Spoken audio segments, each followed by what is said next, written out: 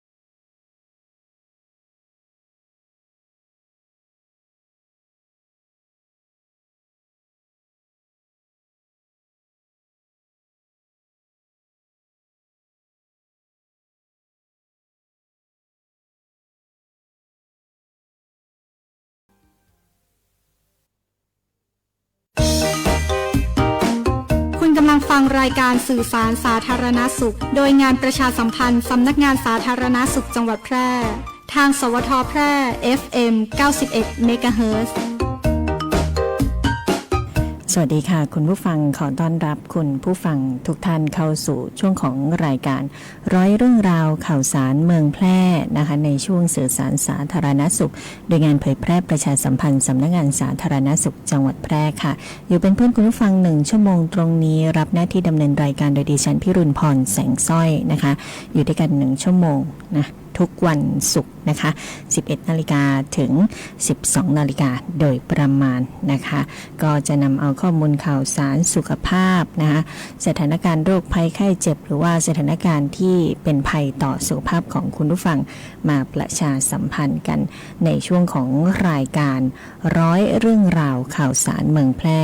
ช่วงสื่อสารสาธารณสุขโดยงานเผยแพร่ประชาสัมพันธ์สำนักงานสาธารณสุขจังหวัดแพร่นะคะคุณผู้ฟังคะเมื่อวานนี้นะคะทางด้านของสำนักงานสาธารณสุขจังหวัดแพร่ก็นำหน่วยแพทย์เคลื่อนที่พอสวไปจัดกิจกรรมนะคะครั้งที่11ประจำปี2568ค่ะแล้วก็โครงการจังหวัดเคลื่อนที่หน่วยบำบัดทุกข์บำรุงสุขสร้างรอยยิ้มให้ประชาชนนะคะที่เทศบาลตำบล2หมู่ที่3ตำบลบ้านกลางอำเภอ2จังหวัดแพร่นะคะโดยมีนายคุณากรคัชเฮรันรองผู้ว่าราชการจังหวัดแพร่แล้วก็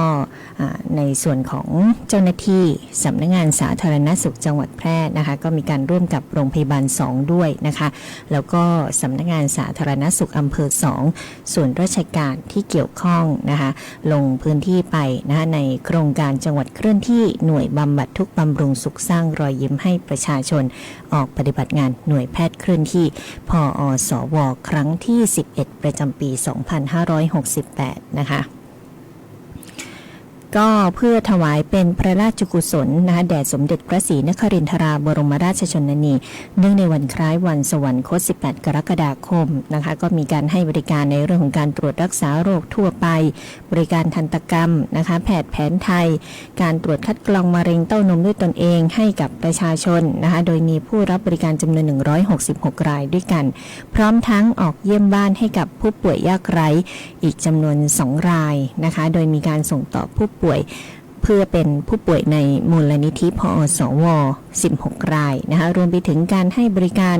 ในโครงการคลินิกเกษตรเคลื่อนที่ในพระราชานุเคราะห์ด้วยนะคะสมเด็จพระบรมโอรสาธิราชสยามกุฎราชกุมารเฉลิมพระเกียรติแล้วก็โครงการปศุสัตว์ร่วมใจกำจัดภัยโรคพิษสุนัขบ้าเฉลิมพระเกียรติด้วยนะคะหลายกิจกรรมเมื่อวานนี้เนาะจัดกันที่ตำบลบ้านกลางอำเภอ2จังหวัดแพร่ประชาชนก็ให้ความสนใจนะเข้ารับบริการจำนวนมากนะคะแล้วก็ในช่วงของวันที่15-16 กรกฎาคมที่ผ่านมากลุ่มงานการแพทย์แผนไทยการแพทย์ทางเลือกสำนักงานสาธารณสุขจังหวัดแพร่ก็มีการร่วมกับเจ้าหน้าที่นะคะจากกรมการแพทย์แผนไทยการแพทย์ทางเลือกก็ลงพื้นที่สำรวจรวบรวมข้อมูลนะหมอพื้นบ้านนะคะคุณผู้ฟัง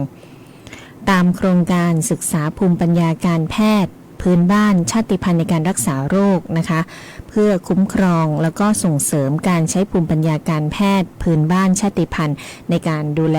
สุขภาพของชุมชนนะคะคนในชุมชนนะคะรวมไปถึงประชาชนนะคะที่มาขอความช่วยเหลือนะคะในการรักษานะในพื้นที่ของอำเภอวังชิ้นจังหวัดแพร่นะคะงานบริการด้านสาธารณสุขนะคะก็ดำเนินการไปเป็นประจำอย่างต่อเนื่องนะคะโดยทางกลุ่มงานควบคุมโรคไม่ติดต่อสุขภาพจิตและยาเสพติดสสจ.แพร่นะคะโดยคณะกรรมการขับเคลื่อนนโยบายคนไทยห่างไกล NCD จังหวัดแล้วก็เป็นการขับเคลื่อนนโยบายคนไทยห่างไกล NCD ของจังหวัดแพร่ในปี 2568 นะคะก็เป็นการดำเนินงานตามนโยบายของการพัฒนาองค์ความรู้ในการทำงานนะคะการค้นหาผลงานนวัตกรรมเด่นในระดับอำเภอนะคะเคลื่อนที่สู่ชุมชนและสมุดรู้ใจห่างไกล NCD นะคะเผยแพร่สู่ระดับจังหวัดต่อไปกิจกรรมนี้ก็ได้รับความสนใจจากคณะกรรมการขับเคลื่อนนโยบายคนไทยห่างไกลโรค NCD นะคะจังหวัดแพร่ ภาคีเครือข่ายของการดำเนินงานในการป้องกันควบคุมโรคไม่ติดต่อเรื้อรังพื้นที่เป้าหมายแล้วก็ผู้ที่เกี่ยวข้องอีกจำนวน25รายที่ร่วมกิจกรรมนะคะถือเป็นการพัฒนาศักยภาพนะคะความรู้ต่างๆนะให้เป็นประโยชน์นะคะแล้วก็สามารถที่จะประชาสัมพันธ์ข้อมูลของโรค NCD เนี่ยให้กับประชาชนได้รับรู้กันด้วยนะคะเมื่อวันที่16กรกฎาคมที่ผ่านมานะคะนางสาวแก้วพิมพ์รังสิมันต์ไพบูลย์นะคะประธานแม่บ้านสาธารณสุขจังหวัดแพร่นะคะก็มอบหมายให้หญิงขวัญฤทัยมงคลทันตแพทย์เชี่ยวชาญรองประธานแม่บ้านสาธารณสุขจังหวัดแพร่นะคะก็เป็นประธานในการเปิดประชุมเชิงปฏิบัติการโครงการส่งเสริมพัฒนาการและความฉลาดทางอารมณ์ของเด็กปฐมวัยชุมชนนะคะในปี 2568 ด้วยความร่วมมือของสำนักงานสาธารณสุขจังหวัดแพร่แล้วก็กลุ่มงานส่งเสริมสุขภาพและสมาคมแม่บ้านสาธารณสุขจังหวัดแพร่นะคะก็ประชุมกันที่ห้องประชุมองค์การบริหารส่วนตำบลต้าผามอกอำเภอรองจังหวัดแพร่นะโครงการนี้นะคะก็มีวัตถุประสงค์เพื่อที่จะให้เด็กปฐมวัยในศูนย์พัฒนาเด็กเล็กได้รับการคัดกรองในเรื่องของพัฒนาการและส่งเสริมให้มีพัฒนาการที่สมวัยค่ะคุณผู้ฟังเจริญเติบโตอย่างมีคุณภาพนะคะแล้วก็ได้รับการส่งเสริมความฉลาดทางอารมณ์นะคะใช้พลังงานของครูผู้ดูแลเด็กนะผู้ดูแลผู้ปกครองนะคะแล้วก็เครือข่ายชุมชนกลุ่มเป้าหมายก็คือเด็กในศูนย์พัฒนาเด็กเล็กพื้นที่อำเภอรอง5แห่งนะคะนั่นก็คือศูนย์พัฒนาเด็กเล็กต้าผามอกนะคะศูนย์พัฒนาเด็กเล็กน้ำรินศูนย์พัฒนาเด็กเล็กบ้านปงศูนย์พัฒนาเด็กเล็กเวียงต้าและศูนย์พัฒนาเด็กเล็กบ้านปินอำเภอรองจังหวัดแพร่นะคะกิจกรรมในรอบสัปดาห์นี้ค่อนข้างที่จะเยอะเลยทีเดียวนะคะคุณผู้ฟังเพราะว่ามีกิจกรรมที่ดีนะคะเกิดขึ้นนะคะแล้วก็ช่วงสัปดาห์ที่ผ่านมานี้เนาะก็ยังมีงานใหญ่นั่นก็คืองานมหกรรมรวมพลสมาชิก To be number one ประจำปี 2568 กันด้วยนะคะที่ศูนย์ประชุม Impact Forum เมืองทองธานีอำเภอปากเกร็ดจังหวัดนนทบุรีนะคะก็มีสมาชิกต่างๆเนาะที่ไปร่วมกิจกรรมกันนะคะจังหวัดแพร่นายสมชัยเลิศประสิทธิพันธ์ผู้ว่าราชการจังหวัดแพร่ก็มีการมอบหมายให้นายคุณากรคัชเฮรันรองผู้ว่าราชการจังหวัดแพร่นายแพทย์วีรศักดิ์ดำรงพงศ์นายแพทย์สาธารณสุขจังหวัดแพร่นะคะร่วมรับเสด็จแล้วก็ร่วมกิจกรรมการแสดงมินิคอนเสิร์ตหน้าพระพักตร์นะคะร่วมกับผู้บริหารหน่วยงานหลักในโครงการผู้ว่าราชการนายแพทย์สาธารณสุขจังหวัดทั้ง77จังหวัดทั่วประเทศกับ To be number one นะคะก็ร่วมกิจกรรมกันนะคะเป็นการส่งเสริมให้เยาวชนนะคะได้มีความรู้นะคะในการต่อต้านยาเสพติดนะคะก็ได้พบกับทุนกระหม่อมหญิงอุบลรัตนราชกัญญาสิริวัฒนาพนวดีด้วยนะคะจังหวัดแพร่ของเราก็มีน้องๆนะคะไปร่วมกิจกรรมด้วยนะคะแล้วก็มีทางด้านของรองผู้ว่าราชการจังหวัดแพร่นะนายแพทย์สาธารณสุขจังหวัดแพร่ก็ไปร่วมกิจกรรม To be number one นะคะ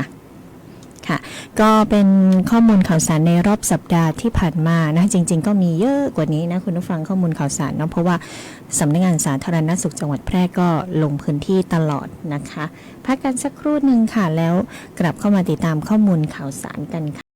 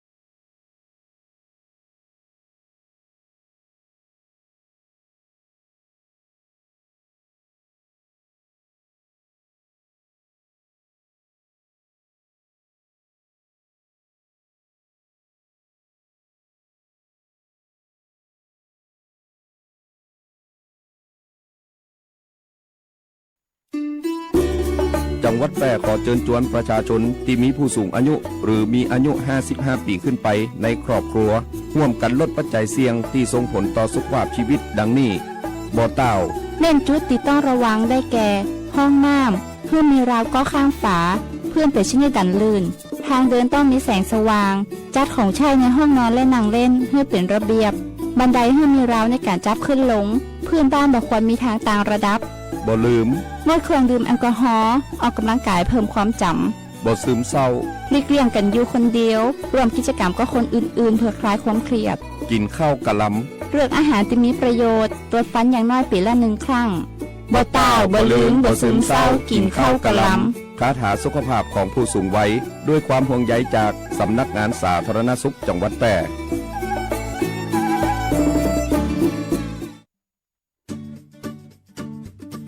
โรงพยาบาลชุมชนการแพทย์แผนไทยและการแพทย์ทางเลือกองค์การบริหารส่วนจังหวัดแพร่เปิดให้บริการดูแลสุขภาพนวดพอกอกนวดรักษาแผนไทย90 นาทีนวดแผนไทยนวดเท้าประคบร้อนบรรเทาอาการปวดเมื่อยคลายกล้ามเนื้อ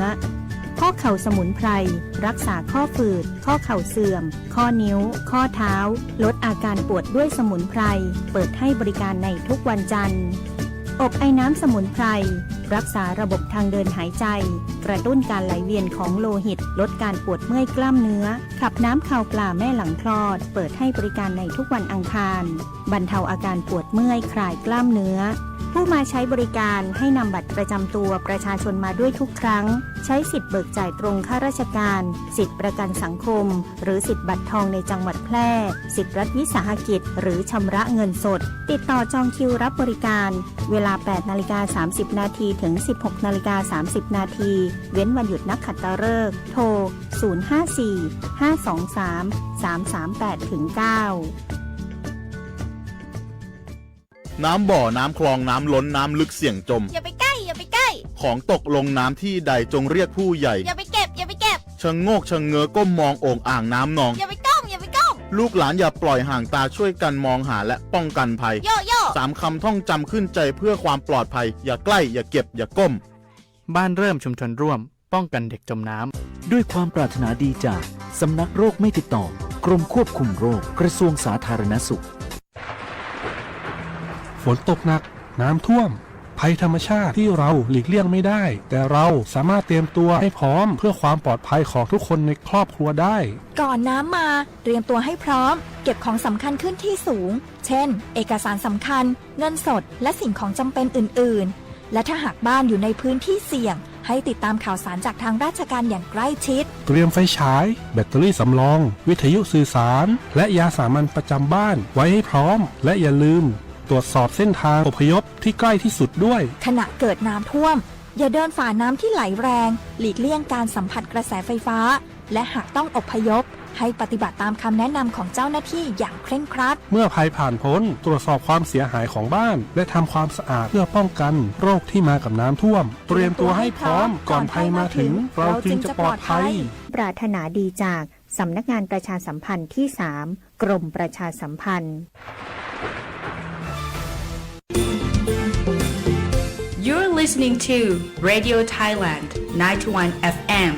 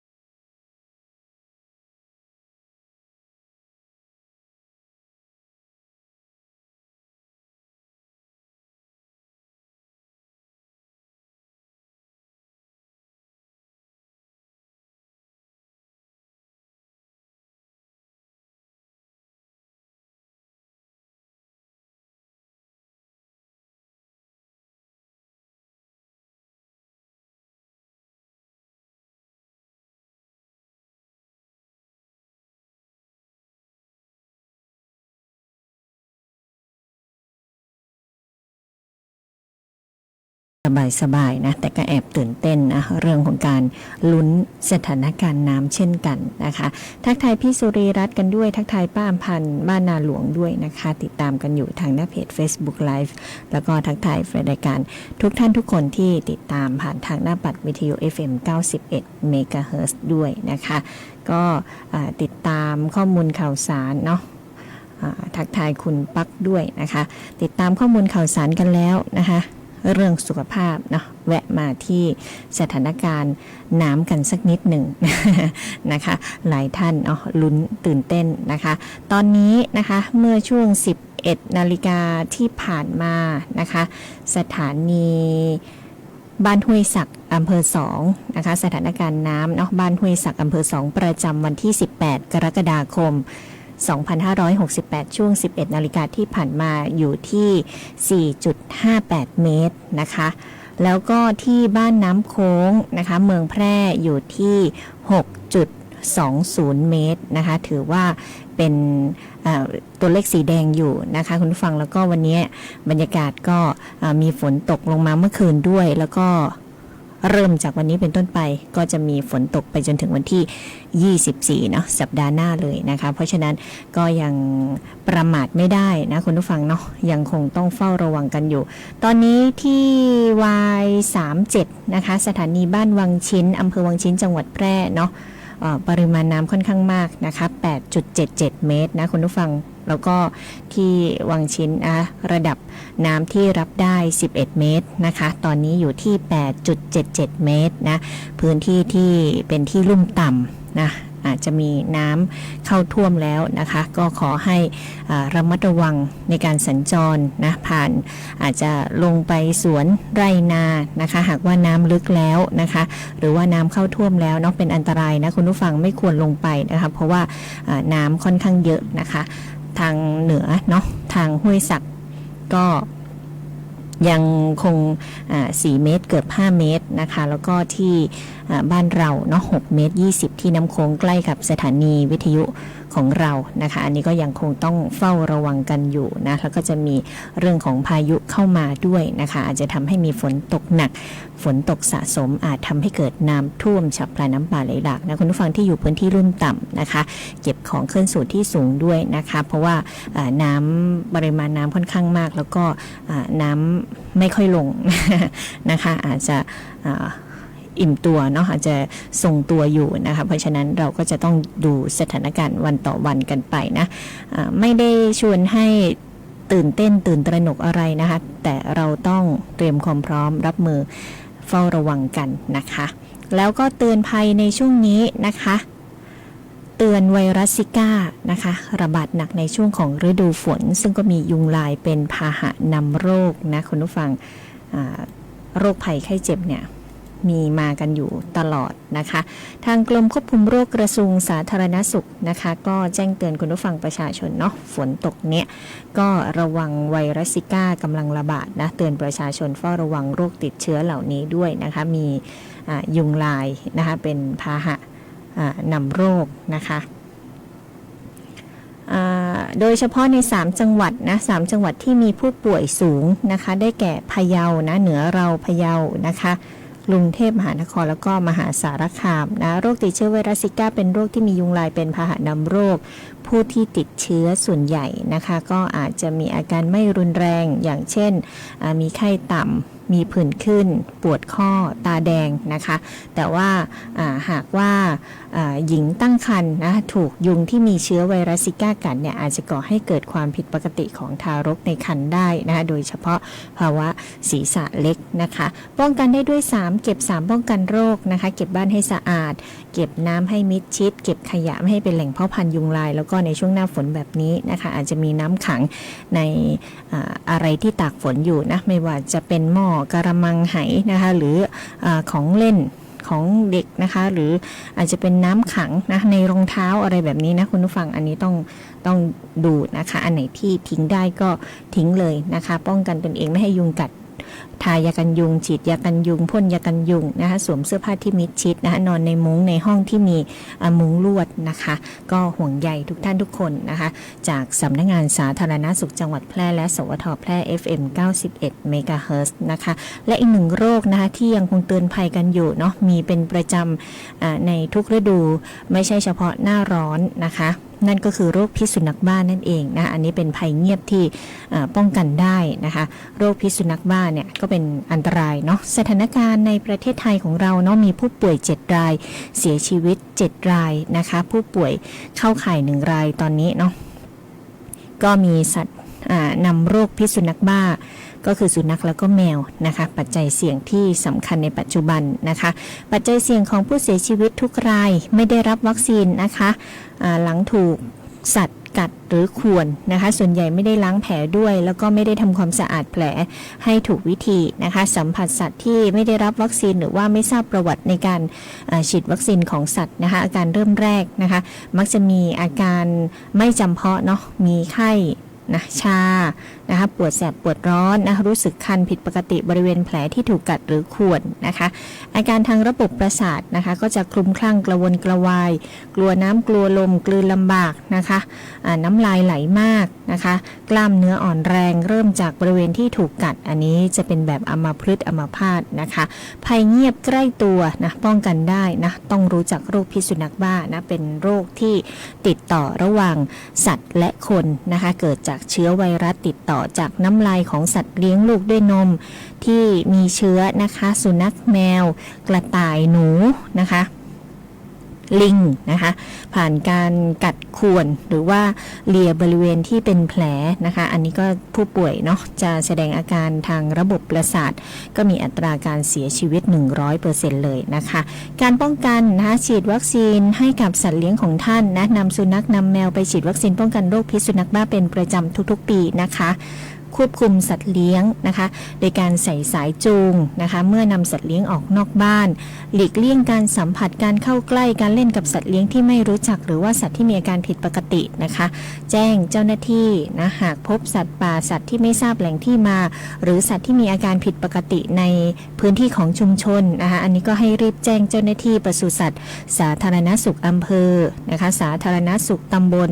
สาธารณสุขในพื้นที่นะเทศบาลในพื้นที่ต่างนะเข้าตรวจสอบแล้วก็เร่งป้องกันโดยการฉีดวัคซีนนะคะใครที่ถูกหมาถูกแมวกัดข่วนนะคะก็ล้างแผลใส่ยา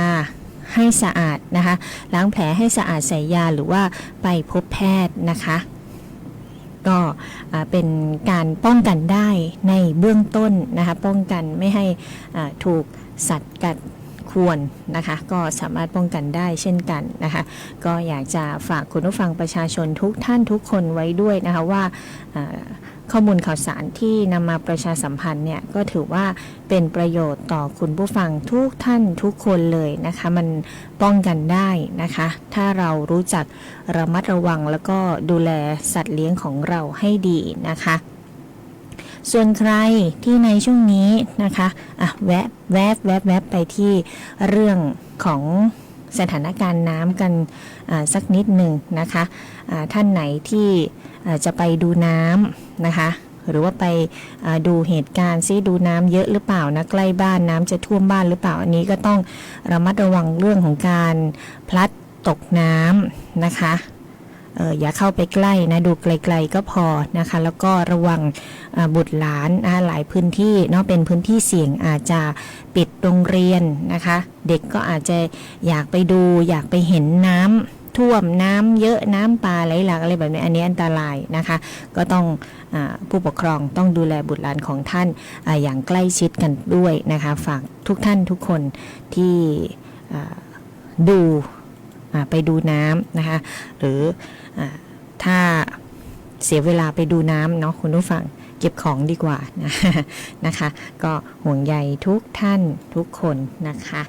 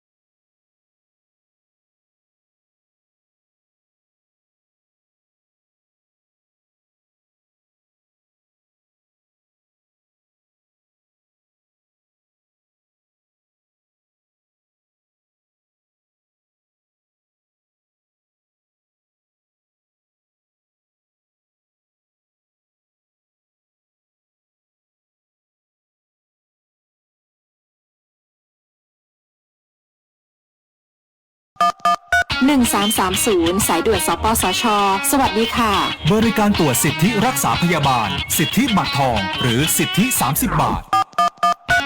1330 สายด่วนสปสช.ยินดีให้บริการค่ะบริการข้อมูลให้คำปรึกษาด้านหลักประกันสุขภาพ1330สายด่วนสปสช.รับเรื่องร้องทุกข์ตอบข้อสงสัยคลี่คลายปัญหาโดยสำนักงานหลักประกันสุขภาพแห่งชาติหรือสปสช.กลับเข้ามาในช่วงท้ายของรายการนะคะร้อยเรื่องราวข่าวสารเมืองแพร่ช่วงของสื่อสารสาธารณสุขโดยงานเผยแพร่ประชาสัมพันธ์สำนักงานสาธารณสุขจังหวัดแพร่ในช่วงท้ายนี้ฝากไว้ด้วยนะคะครอบครัวช่วยได้เฝ้าระวังป้องกันการหกล้มนะคะสามารถรายงานการหกล้มออนไลน์ได้ด้วยนะคะที่@DIP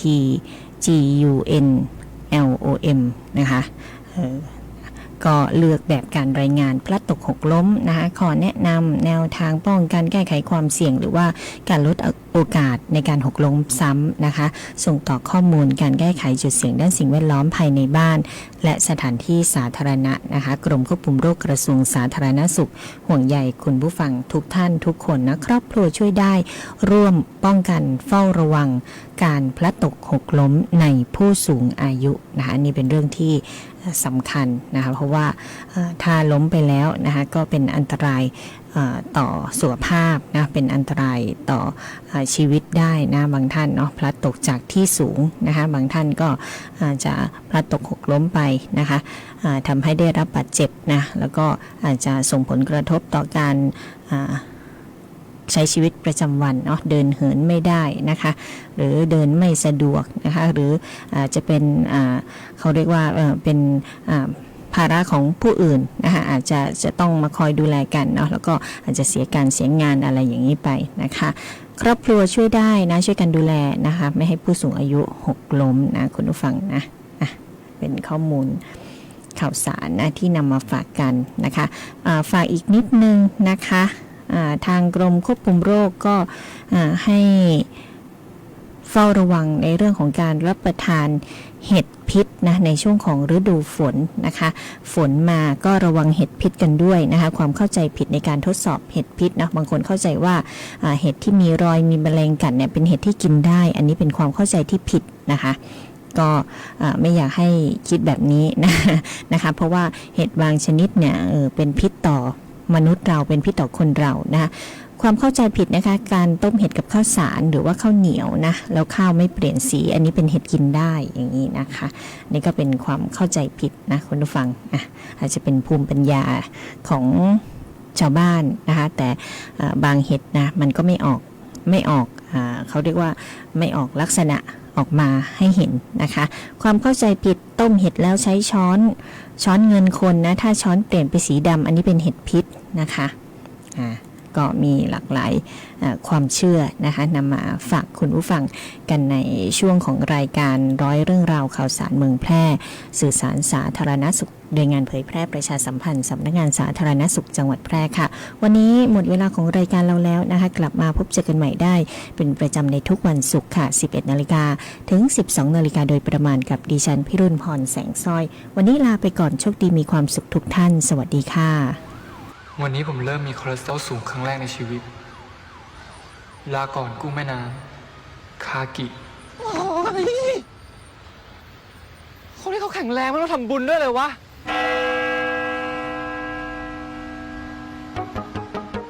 ด้วยการบริจาค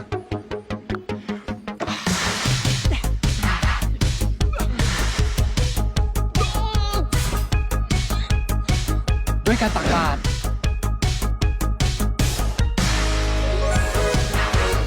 ขอให้สุขภาพแข็งแรงด้วยเถิดโอเมก้า 3 โปรตีนขอให้สุขภาพแข็งแรงขอให้สุขภาพแข็งแรงทำบุญด้วยการบริจาคเลือดสิวะเองแย่นอนเพียงพอ6 ชั่วโมงได้หยุดแอลกอฮอล์ได้ดูแลอาหารการกินก่อนบริจาคงดกินของมันจะได้ไม่มีไขมันอุดตันในเส้นเลือดได้ลดความเสี่ยงโรคหลอดเลือดหัวใจยิ่งบริจาคเลือดยิ่งแข็งแรงยิ่งทำบุญยิ่งสุขภาพดี สุขภาพที่แข็งแรงของคุณมีประโยชน์กับผู้อื่น